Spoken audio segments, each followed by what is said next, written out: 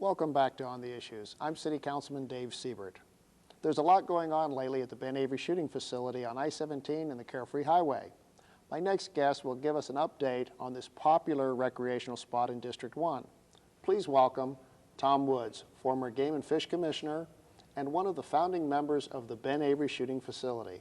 Tom, welcome. Thank you, Dave. I tell you what, I look back at the history of the range and talk to people, and I know for a fact that Ben Avery and you were really two of the driving forces back in the 50s to make this range possible. Could you maybe give a little bit of the history of kind of how it started?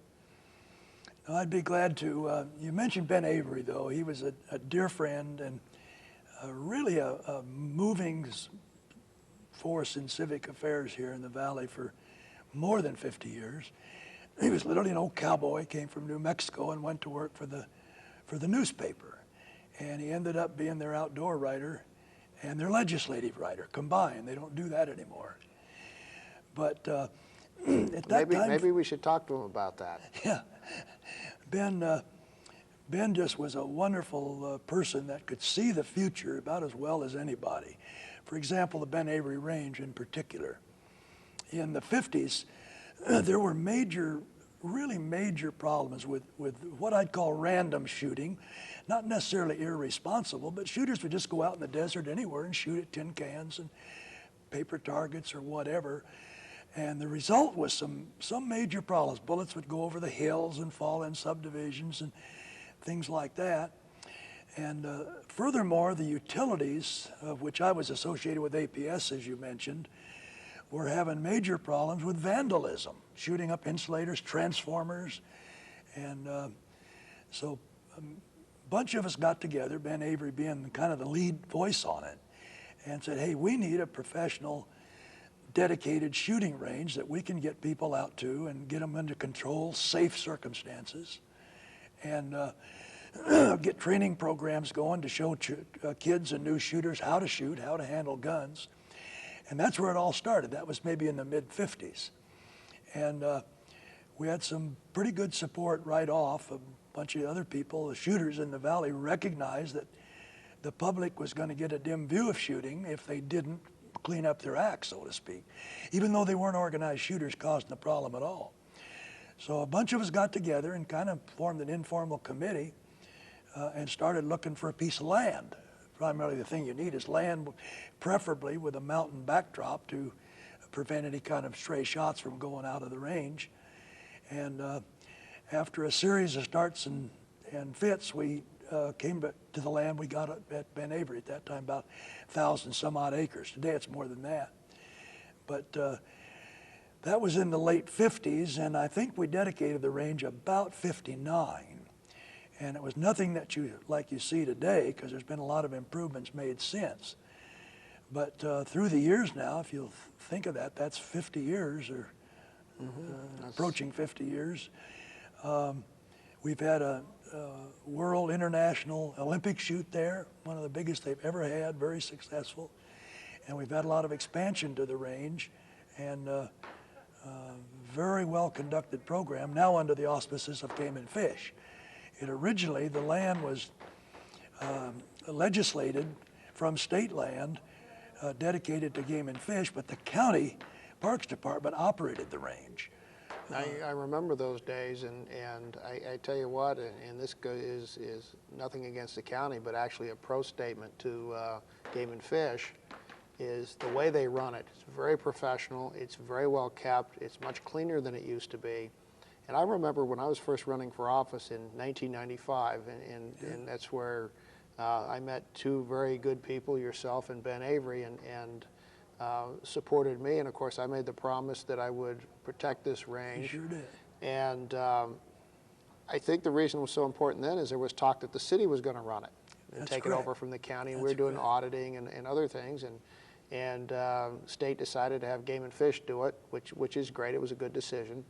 But I think that's where the city comes in, is we have, not only from a commitment that I made to yourself and to Ben Avery, but we have a commitment to the people.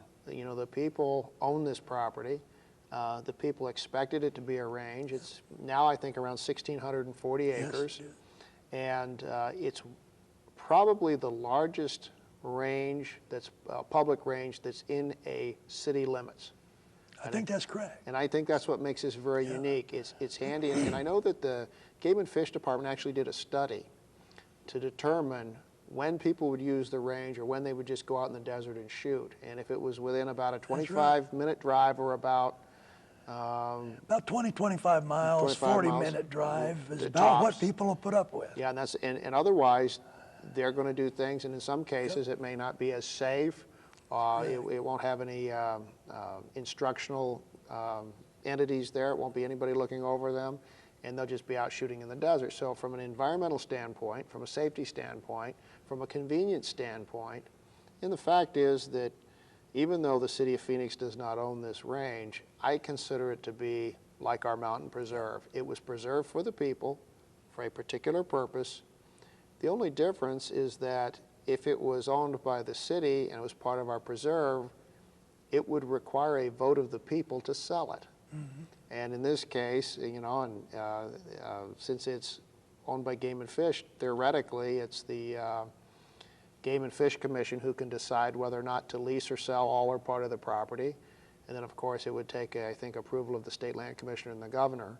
And in this case, Governor Napolitano has been absolutely terrific about saying that she's going to protect the range in its current location, protect it from encroachment, and help the city in our efforts to do that. And so I think there's some special thanks to the governor. And I tell you what, the people that run the range out there do a terrific job. No, they really do. I can't stress, you touched on safety. Dave, I just can't overstress the importance of that. People like to shoot recreationally and otherwise. And a lot of them don't have appropriate instruction or information of how to handle guns or what you can do or how far a bullet will fly and so forth. And we have a program, for example, Game and Fish advocates a program that at Christmas, you may have seen the advertisement always before Christmas, that hey, if you're going to give your kid or anybody a gun for Christmas, here's a hunter training course, a safety training course that you can take, and it gives all the locations and so forth. And we have a big spurt at that time of people doing it. And they do it at the Ben Avery range. They don't just go out in the desert somewhere and start shooting not knowing where the bullet's going to end up. And even though Phoenix was much smaller in the 50s, you can't imagine how remote Ben Avery was in the 50s. There was just nothing around it. Today, you know what it is. And if we were to go back to those days, people just will not drive 100 miles to go shoot. They'll go get in the Agua Fria River or Salt River somewhere and start shooting. And it's just not safe. And by the way, the police, Phoenix police, were a very much supporting force in those days to do something that everybody could review and police instead of having them randomly running out and shooting. And it's amazing you mentioned police, because even though they have their range at the South Mountain facility where the academy is, they do a lot of training out there. DPS yes, actually has a range dedicated Correct. to themselves, and Phoenix PD, the Special Assignment Unit, and others use that range on a regular basis. But one of the things I wanted to talk about was you and I have had several meetings with Representative John Nelson, and he's proposing House Bill 2158, which is a bill that would require legislative action and, of course, the approval of the governor, not to sell the range, but to close the range. And so, you know, you and I have had, probably half a dozen meetings with Representative Nelson and members of Game and Fish and others. And I can only encourage people to go out and support the bill, simply because this has nothing to do with the sale or lease of the property, which we're working on already, but it actually has to do with the closure of the range. And again, from my perspective is, we need to put in every obstacle that we have available to us so that if somebody wants to close the range, sell the range, whatever they want to do with it that's detrimental to its future, we need to put the roadblock in front of them to keep that from happening. Very much so. It would have been hard to imagine what we have today when we formed the range, and even 20 years ago, that would be such desired developmental property. And you can see why people would be looking at it and say, hey, we think there's a better use for it. And of course, I think that's debatable. but it is in effect a set-aside area, a generally protected area. You're relating it to a city park is very apropos, I think, that it's there for the benefit of all the people. Dave, about 150,000 people a year use that range. That's correct. Think of that. That's a correct. major attendance. It's not only that, but a lot of people don't realize that there's archery fields out there so people can shoot archery. There's trap and skeet, sporting clays. Correct. Plus you have your 1,000-yard range. I was out there one time when they had the international bench rest competition, Yes. which you had people from all over the world. All over the world there. And it really has an impact on our economy. And one of the things I had asked, and other people have done the same thing, and we put it in for a point of pride.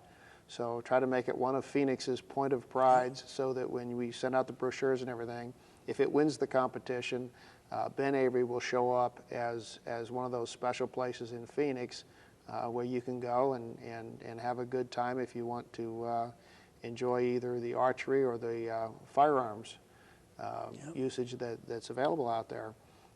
Again, I want to stress all the help that we've received from Representative John Nelson, not only a longtime friend, but a former colleague, a former mayor, former vice mayor and council member for the city of Phoenix, but now as a legislator. He not only helped every time this was an issue, because it's been in my district since I took office in '96, but he was there every step of the way when he was on the council to help protect the range. And now he's there at the legislature trying to make sure that he can help us and help the governor make sure that nobody sells this range or leases it. I guess the way I compare it is, as I said earlier, is to our mountain preserves. How many people would say to the developers that want the property, it's okay, go ahead and we'll sell this mountain preserve to you, and you go find us a mountain preserve somewhere else, maybe 100 miles away. Well, that is so absurd you wouldn't even think twice about it, but it's no different for the range. Somebody wants the range property because they feel they can have the title to it because it's state land, as opposed to the land across the street to the south side of the Carefree Highway, which is state trust land. And it's much more difficult for commercial purposes for them to get the title to the property. And so, here we have, the legacy of Ben Avery, but also work that you have done on that. And that's why I really wanted you on the show, and I appreciate you coming out here today, is that there's so many people that put a lot of work into this over 50 years ago. And it's our generation's turn to make sure that the next generation has the same opportunities we had. The way I look at it, you always leave it better than you found it. Our job is to make it better for the next generation than what Ben Avery left it to us with. And so I hope we're on the right track of making that happen, and I think the battles are going to get more difficult as time goes on. But I do feel if the city of Phoenix, Mayor Gordon's been very supportive of it, if we plan and develop properly around it, we will have a shooting facility that will be available not only for the average shooter that wants to go out and use it, it's available for law enforcement, available for the people who like archery, and we will actually have a facility that will last for generations to come. Dave, I just couldn't agree more. The city has been wonderfully supportive. A real concern I have that you only touched on is the camel's head under the tent, so to speak. There's been various talk, and some of the developers have actually made proposals, as you know, to take a portion of the range and lease it for something, or buy it and use it for their own purposes. My worry with that is once that's done, you can't control where that's going to go.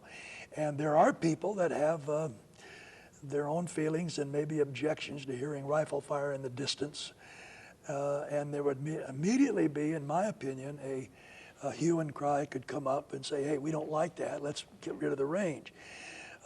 Your efforts on the city council has been wonderful and much appreciated by the sportsmen on trying to get that buffer zone through proper appropriate zoning, a half-mile buffer zone around the range to protect against that and see zoning coming in advance instead of being on the defense all the time. Right. So we thank you for that. Well, I appreciate the acknowledgement, and really without your help and the help of literally hundreds of people that supported the general plan change and zoning change that I had initiated here last year. It went through the villages unanimous, went through the planning commission unanimous, and through the city council unanimous that It's a special permit. It's designated for a shooting range. It's now on the general plan as public/quasi-public, which means that we have taken the steps to put a specific zoning on it that had never been done before in the city. That's correct. That specifically says it's a shooting range, that's what it's for, that's what it's intended to be. And so that's the direction we're going with it.